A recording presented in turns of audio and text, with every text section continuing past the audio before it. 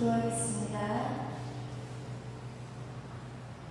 거룩하신 하나님 아버지, 이 시간 저희의 예배 가운데 함께 하셔서 주님께는 영광이요 저희에게 한없는 은혜의 시간이 되기를 원합니다.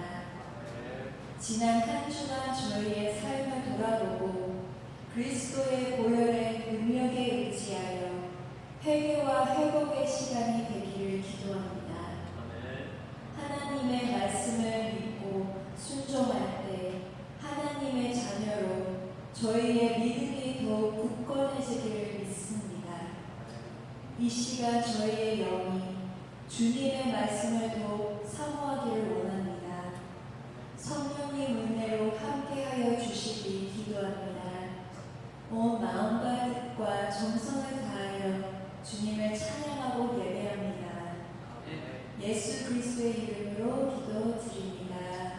아멘. 할렐루야. 저희 이 시간 찬양 드리는 시간을 갖겠습니다. 촉곡은 주님과 같이 찬양하겠습니다.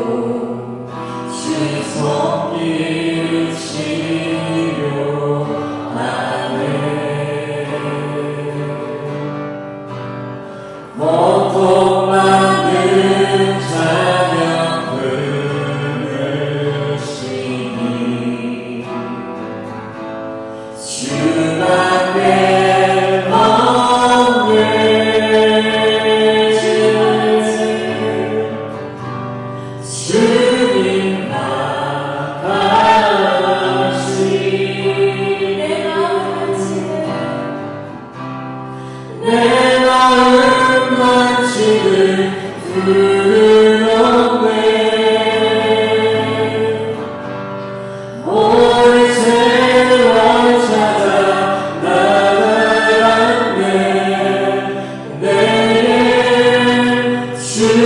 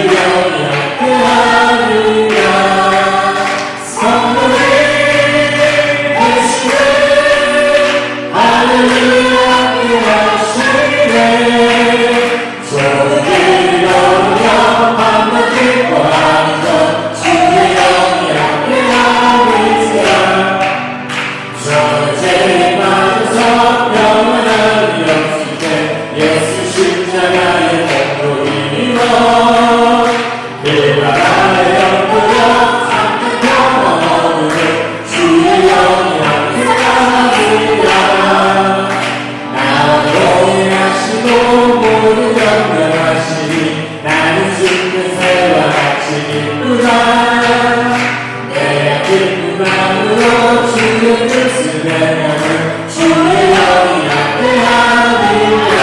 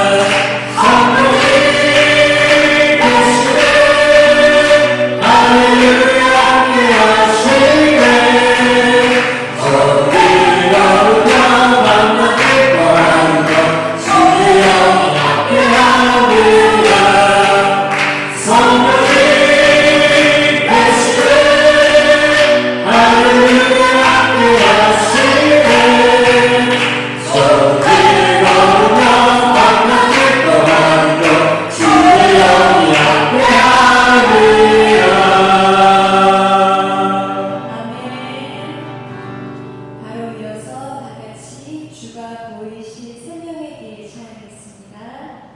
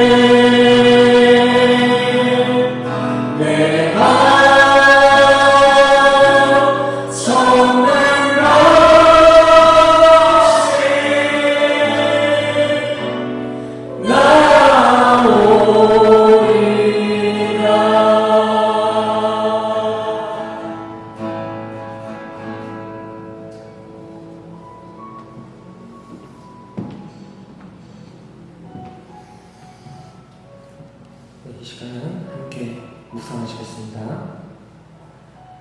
여호와는 나의 목자시니 내가 부족함이 없으리로다. 그가 나를 푸른 초장에 누이시며 쉴 만한 물가로 인도하시는도다.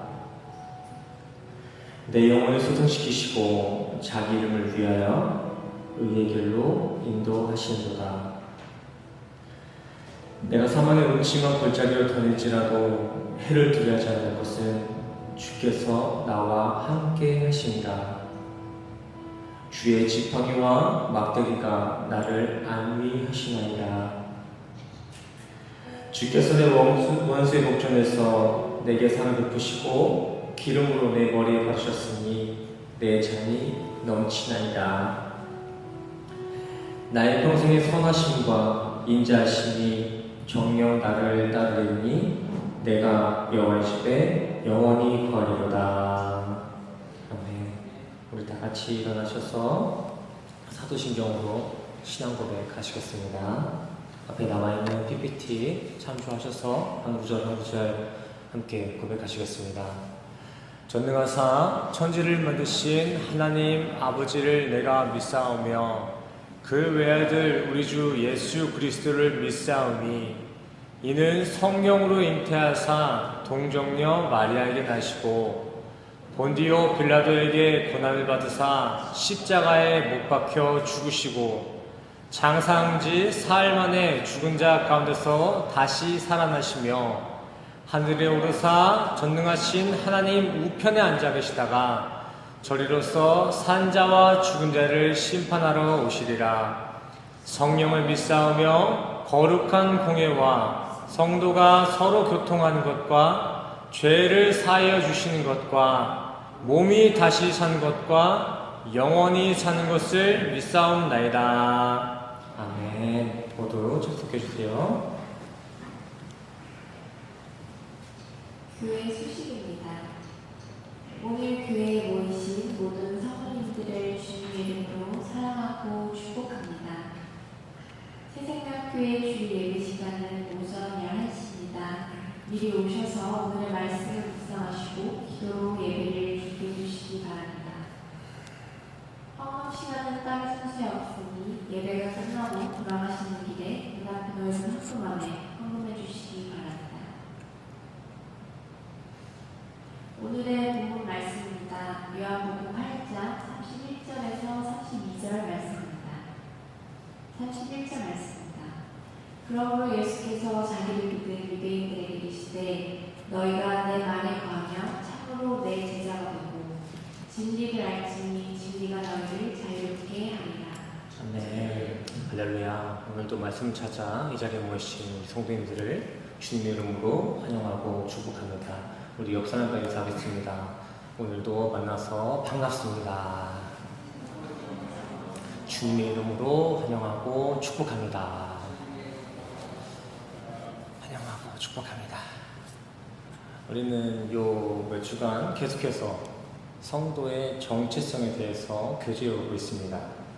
제가 여러 갈래로, 여러 레퍼런스로 이렇게 설명해드려서 종합이 잘 안 되실 수 있겠지만 지난 주제들을 이렇게 모아서 정리해보면은 결국 그것이 다 성도들의 정체성에 대한 말씀이었구나라는 것을 아실 수 있습니다. 자, 이게 요 몇 주간 우리가 나눈 설교의 주제, 제목입니다. 성도의 향기, 성도들이 누려야 할 고난, 성도들의 충성, 예수를 따르는 제자, 성령의 성도, 성도의 위치, 성도의 그릇. 우리는 이렇게 계속해서 성도의 정체성에 대해서 교제를 나가고 있었습니다. 우리 성도님들, 이제 성도란 무엇인지 조금 감이 오시나요? 좀 감이 오세요? 지금 몇 주간, 몇 달간 계속 성도에 대해서 얘기하고 있는 거예요.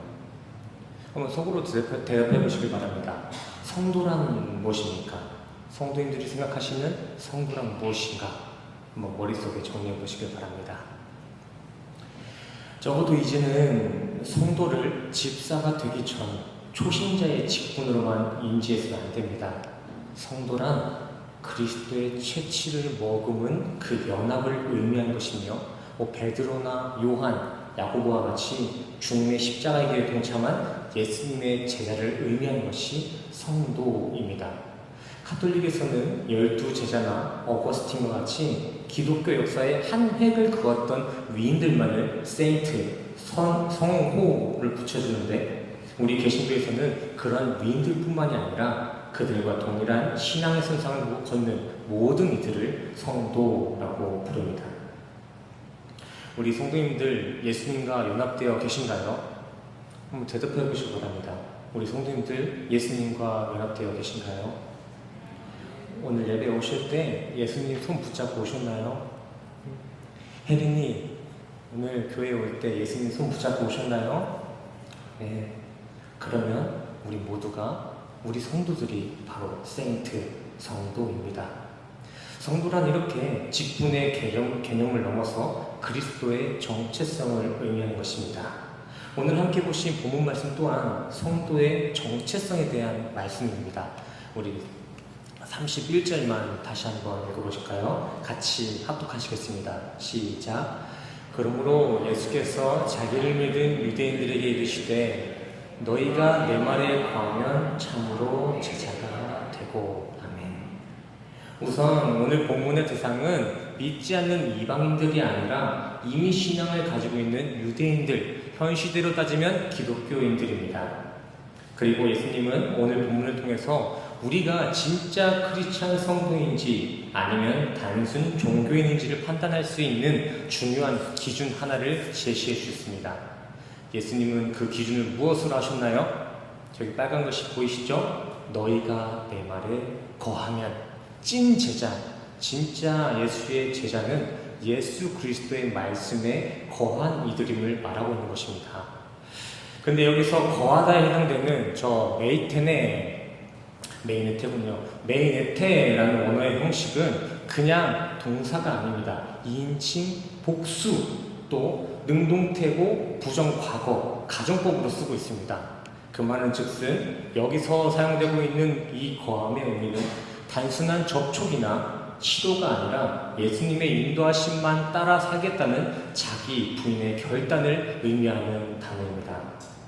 내가 세상을 살아가는 동안에 있어서 세상의 꿈을 쫓지 않고 예수님의 인도하심만에 견인되어가는 삶, 그 삶을 살겠다는 자기 부인의 고백. 이 고백이 전제된 인생이 바로 진짜 성도, 진짜 제자라는 것입니다. 예수님은 누가복음 9장 23절에서도 동일한 말씀을 전하셨습니다. 내 제자란, 내 진짜 성도는 자기를 부인하고 십자가를 지는 것이다. 저는 오늘 이 말씀이 우리 성도님들의 신앙의 기준이 되길 원합니다. 간혹가다 문득 내가 진짜 신앙생활 지금 잘하고 있는 것인가? 나는 요즘 하나님이 바라보실 때 올바른 성도의 모습이 맞나? 라는 의문이 드실 때면은 이 구절을 기억하시길 바랍니다. 내가 교회를 얼마나 열심히 자주 갔나? 얼마나 헌금을 많이 했나? 라는 어떤 행위가 기준이 되는 것이 아니라 내가 얼마나 말씀 안에 살고 있나? 내가 얼마나 말씀을 의지하고 살고 있나? 이것이 우리 성도인들의 신앙의 척도가 되기를 간절히 소원합니다. 이게 바로 오늘 본문에 예수님께서 제시하신 진짜 제자의 기준, 참 성도의 정체성입니다. 아무리 오랜 세월 종교 생활을 하고 모태신앙을 자부할지라도 그 인생에 말씀이 담겨있지 않다면 믿지 않는 이방인이랑 다를 게 하나도 없습니다. 이런 말씀에 있어서 혹자는 아무리 그래도 안 믿는 사람보다 낫지 않겠나라는 생각을 하실 수도 있겠지만 그렇지 않습니다. 그러한 안일함에 타협돼서는 안 됩니다. 성경은 명확합니다. 말씀이 없는 종교생활은 안 믿는 사람이랑 다를 게 하나도 없습니다. 말씀을 보지 않는 성도는 어떤 직분을 가지고 계셔도 크리스찬이 아닙니다. 목사라 해도 똑같습니다. 만약에 제가 이렇게 말씀을 전할지라도 제가 말씀 안에 살지 않으면 저는 크리스찬이 아닙니다. 저는 지금 다시 율법의 틀로서 성도님들을 올가무려는 것이 아닙니다. 본래 우리 크리스찬의 자유란, 성경이 말하는 그 자유란 말씀 안에서의 자유를 의미하는 것입니다. 굳이 저 세상이 우리를 칭찬하지 않아도, 알아주지 않아도 말씀만으로 자족하는 삶, 성령이 주신 그 말씀의 감동이 복음, 굿뉴스로 들리는 이들이 바로 크리스찬입니다. 또한 우리가 장차 맞이할 그 심판대 앞에선 모태신앙이나 80년 짬밥의 오랜 신앙생활과 같은 세상 기준의 종교 이력은 명함도 못 내밉니다. 집사나 권사, 장로, 목사, 안수집사 이런 교회 직분들도 그 심판대 앞에서는 아무런 의의가 되지 못합니다. 그곳에서는 여기에 있던 거 다 털어내고 다 똑같은 죄인의 신분으로 딱 서게 되는 거예요. 저기 써있죠? 종교 행위 사절, 신앙의 이력 사절.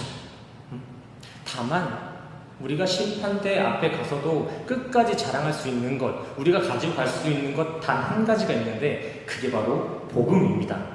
그래서 살아생전에 이 성경 말씀을 잘 품고 계시면 그곳에서 용서받은 죄인의 신분으로서 심판을 받을 수 있는 것이고, 그저 말씀은 뒤로 한 채 자신이 했던 그 신앙의 스펙들, 이력만 잔뜩 들고 심판대 앞에 서시면 죄인의 신분으로 불못의 심판을 받을 것입니다.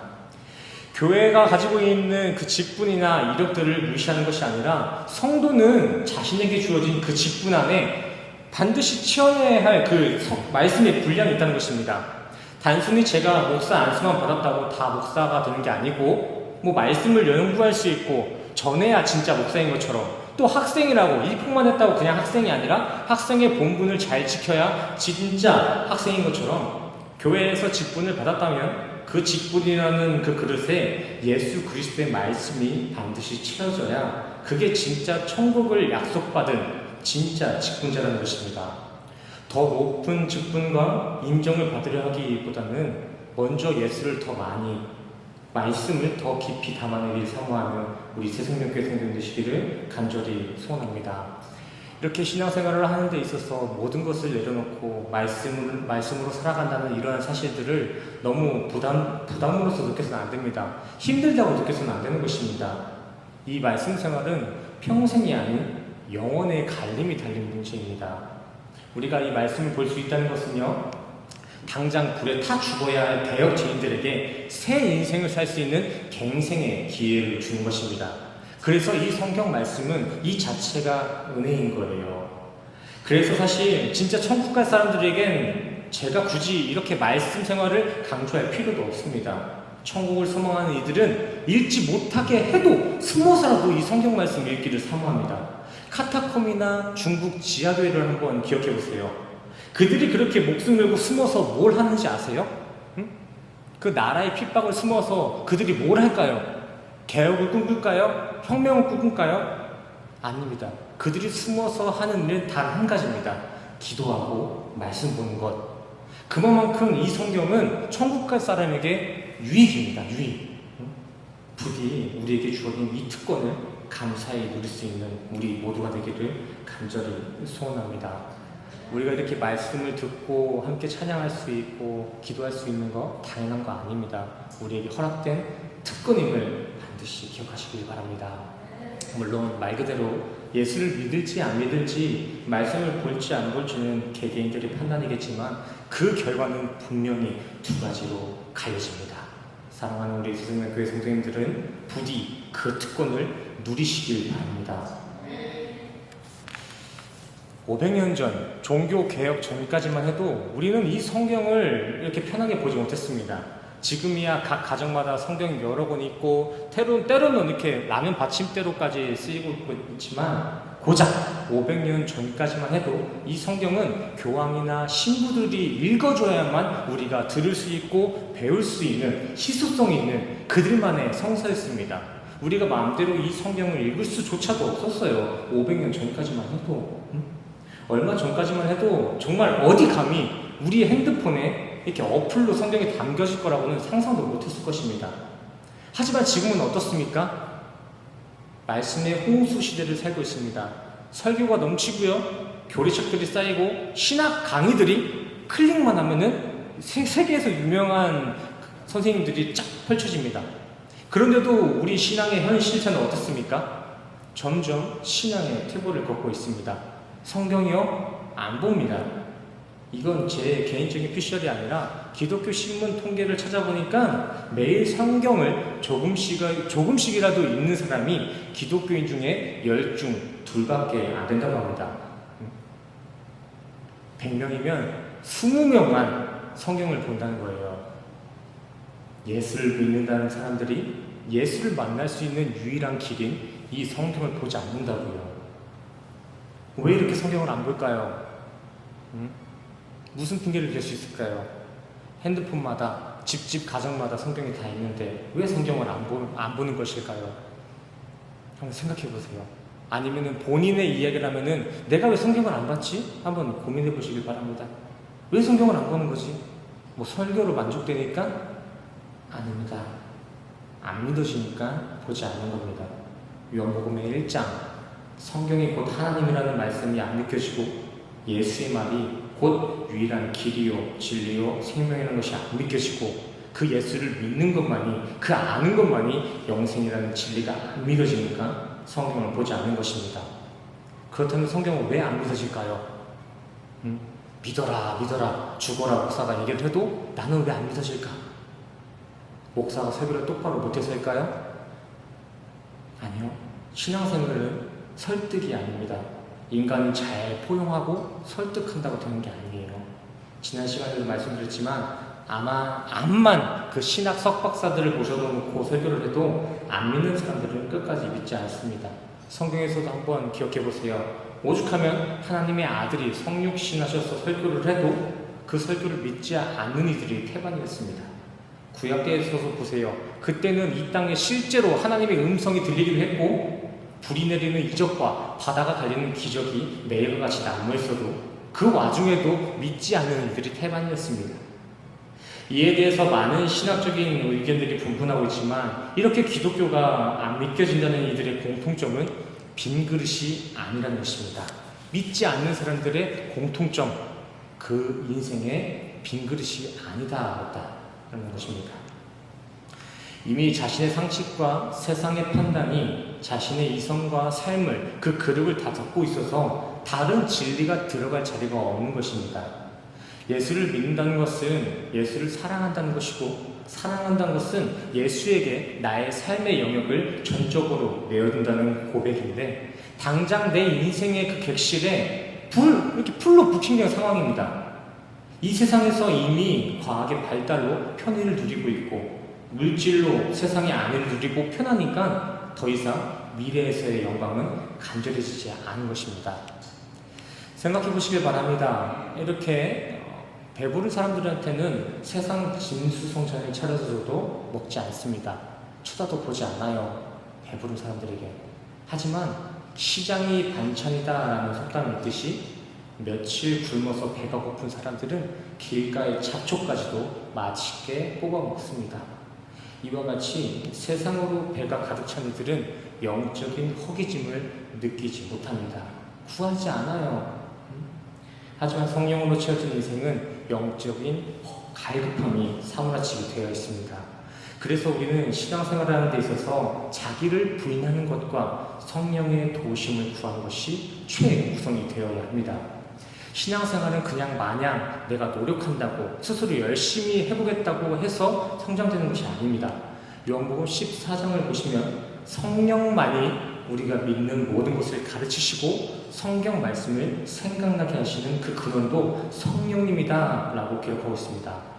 또한 로마서 5장에서는 하나님의 사랑까지도 성령으로 말미암아 우리에게 전달된다 라고 증언하고 있습니다.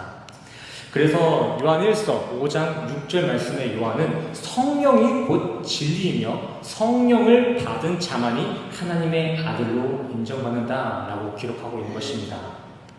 로마서의 바울은 아예 성령이 없으면 그리스도인이 아니다 라고 얘기하고 있습니다. 우리 가운데 성령이 없다면 니들이 암만 거룩하게 산다고 착각할지언정 너희들은 진짜 그리스도의 사람이 아니다 라고 이야기하고 있는 거예요. 그래서 우리는 신앙생활하는 데 있어서 가장 먼저 성령을 구해야 하는 것이고 그 다음 성령의 도우심으로 우리의 삶의 성화로 격발되어 줘야 되는 것입니다. 성령이 없으면 우리의 신앙생활은 단순 종교 행위에 머물 수밖에 없기 때문입니다. 또한 오늘 본문 말씀에 제시된 참 성도의 기준, 그 거함 자체도 먼저 성령이 우리의 신앙에 선행되어야 가능한 것입니다. 요한 1서 말씀입니다. 거함 없는 성도 없고요. 성령 없는 거함은 있을 수 없으며 갈라디아서에서는 성령 없이 영생 거둔 이는 있을 수 없다라고 얘기하고 있습니다. 예수님의 포도나무 비유 때에서도 마찬가지로 가지인 우리는 주님 안에 거할 때에만 열매를 맺을 수 있고요. 주님 안에 거하기만 하면 구원의 열매를 맺을 수 있습니다. 조건은 딱 한 가지, 주 안에 거한다는 것, 말씀 안에 거한다는 것입니다. 지혜로운 우리 생명교회 성도님들은 부디 이러한 구원의 순리를 잘 기억하셔서 남아있는 인생의 여정만큼은 먼저 성령을 절실히 구하며 먼저 성경을 열렬히 사모하시는 우리 모두가 되기를 간절히 소원합니다. 많은 사람들이 이야기하죠. 세상 사는 게 너무 바빠서 성경을 못 봤다. 근데 이 말은 신앙생활을 해나가는 데 있어서 가장 영악한 말입니다. 물론 제3자의 입장으로서 저 목사로서의 그런 상황은 얼마든지 이해가 가능합니다. 충분히 이해가 돼요. 요즘 사람들이 얼마나 바쁜 삶을 살고 있는지 눈으로 확인 가능하니까요. 하지만 정작 심판을 받는 사람과 그 심판의 당사자는 그걸 이해해 주실지 잘 모르겠습니다. 우리 성도님들이 바빠서 신앙생활 똑바로 하지 않는 거 저는 얼마든지 포용할 수 있겠지만 하나님은 그것을 어떻게 바라보실지 저는 잘 모르겠습니다. 연애로 따지면 나 지금 권태기라서 너 신경 쓸 시간이 없다, 뭐 이런 거랑 다를 게 없고요. 난 당장 세상에서 잘 살면 됐지 나중에 받을 영생은 필요 없다라는 말과 다를 바 없습니다. 하지만 기억하시길 바랍니다. 그 나중은 우리가 정할 수 있는 게 아닙니다. 누구는 10년 뒤가 그 나중이 될 수 있지만 누군가는 10초 뒤가, 5초 뒤가 그 나중이 될 수 있습니다. 그렇다면 우리 성도님들은 어디서 무엇을 하다가 주님을 만나시겠습니까? 제가 가정하겠습니다. 10분 뒤에, 아니 내일 모레 주님이 오신다면 우리 성도님들은 무엇을 하다가 어디서 주님을 만나시겠습니까? 열심히 일하시다가 돈 들고 주님 만나시겠습니까? 지금 이렇게 우리에게 감동을 주실 때 지금 이 자리에서부터 말씀으로 주님 안에 거하셔서 장차 주님을 만날 때면은 참 성도의 모습으로 주님 만날 수 있기를 간절히 소원합니다. 세상살이 완전 뒷전에 두고 오직 말씀에만 충성하고 맹신하는 것이 아닙니다. 단지 저는 우리가 열심히 살아서 미래의 안위를 대비하고 이렇게 노후를 대책하는 것처럼 또한 열심히 말씀 보시면서 사후 대책을 준비하는 것입니다. 암만 여기서 잘 살아봐야 80년 기름진 인생입니다. 하지만 우리에게 주어진 이 80년 인생을 말씀으로 가득 채워낸다면 우리는 영원토록 평안을 누릴 수 있습니다. 우리 옆사람과 인사했으면 좋겠습니다. 말씀 안에 거하시길 바랍니다. 옆사람과 인사합시다. 말씀 안에 거하시길 바랍니다. 한 번 더 인사할까요? 성령 안에 거하시길 바랍니다. 네, 정말 그렇게 잘 살기를 노력하기보다는 잘 죽을 수 있는 준비된 새송명교회 성도님 되시기를 간절히 축원합니다. 아멘. 저희는 이렇게 마치겠고요. 오늘 우리에게 허락하신 이 말씀의 감동과 또 한 주간 가지고 있었던 기도의 제목을 가지고 우리 찬양하고 기도하는 시간을 갖겠습니다. 험한 시절 지날 때 험한 시절 지날 때 기쁜 한숨 내쉴 때 그런 풍경 보시며 다시 가는 분인데 고와 같이 너희를 버려두지 않으니 내가 너희와 영원히 함께하리. 2절로 찬양할까요? 억눌린 자 억눌린 자 갇힌 자 자유함이 얻는 자 피난처가 되시는 성령님께시네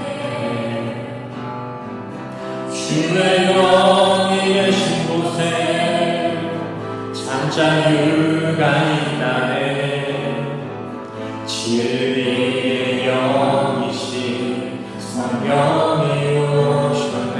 아멘. 성령이 오셨네. 성령이 오셨네. 성령이 오셨네. 내 주에 보내신 성령이 오셨네. 우리 인생 가운데 친히 찾아오셔서 그 나라 꿈꾸게 하시네. 아멘. 성령이 오셨네. 성령이 오셨네. 성령이 오셨네. 내 주에 보내신 성령이 오셨네. 우리 인생 가운데 친히 찾아오셔서 그 나라 꿈꾸게 하시네. 다시 한번 성령이 오셨네. 할렐루야. 성령이 오셨네. 성령이 오셨네. 성령이 오셨네. 내 주에 보내신 성령이 오셨네.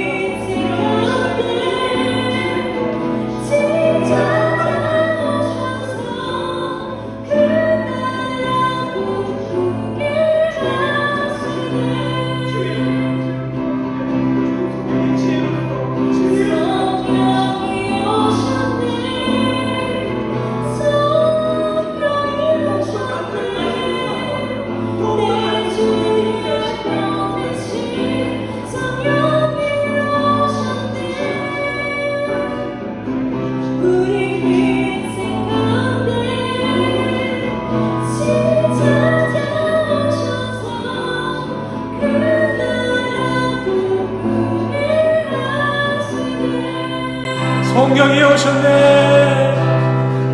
성령이 오셨네.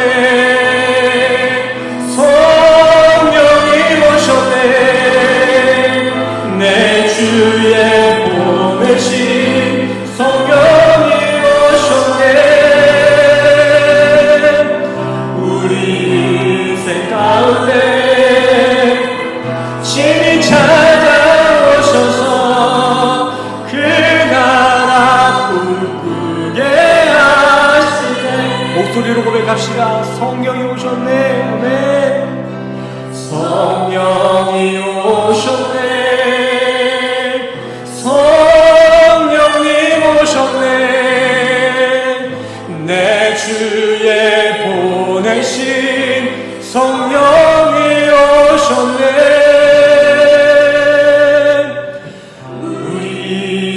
가운데 친히 찾아오셔서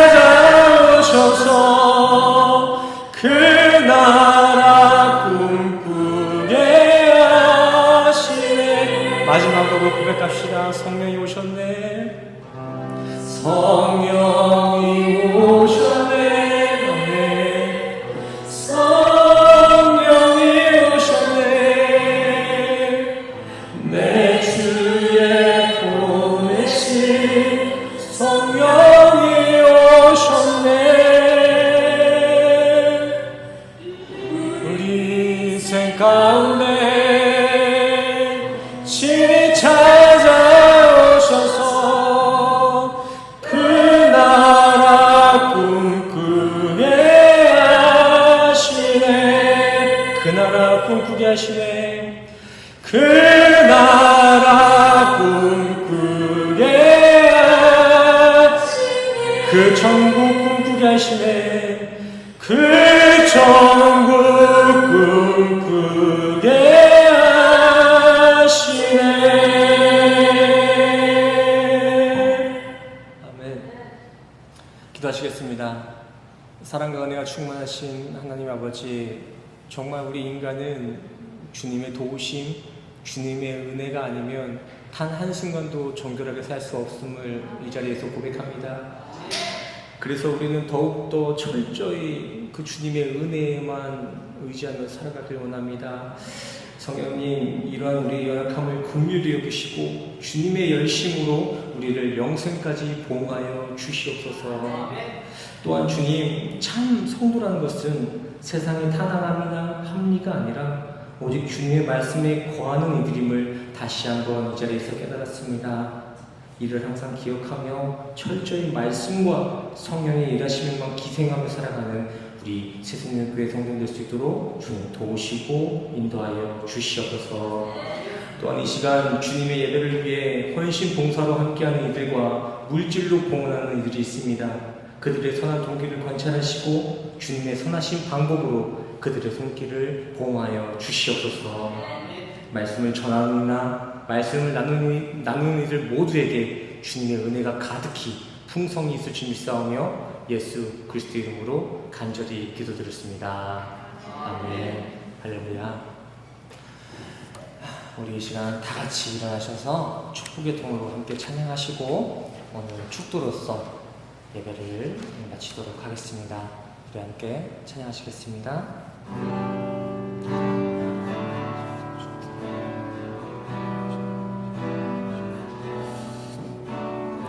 서로를 축복하고 주님께 영광 돌리는 시간 갖겠습니다. 당신은 하나님의 당신은 하나님의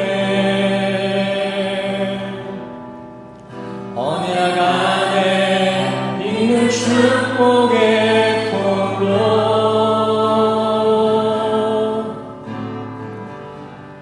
당신을 통하여서 열방이 주께 돌아오게 다시 한번 찬양할까요? 당신은 하나님의 당신은 하나님의 언약 안에 있는 축복의 통로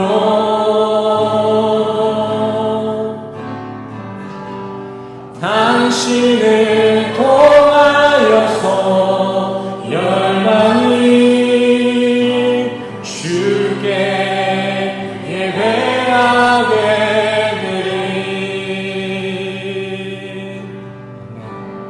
우리 성도님들이 바로 축복의 통로입니다.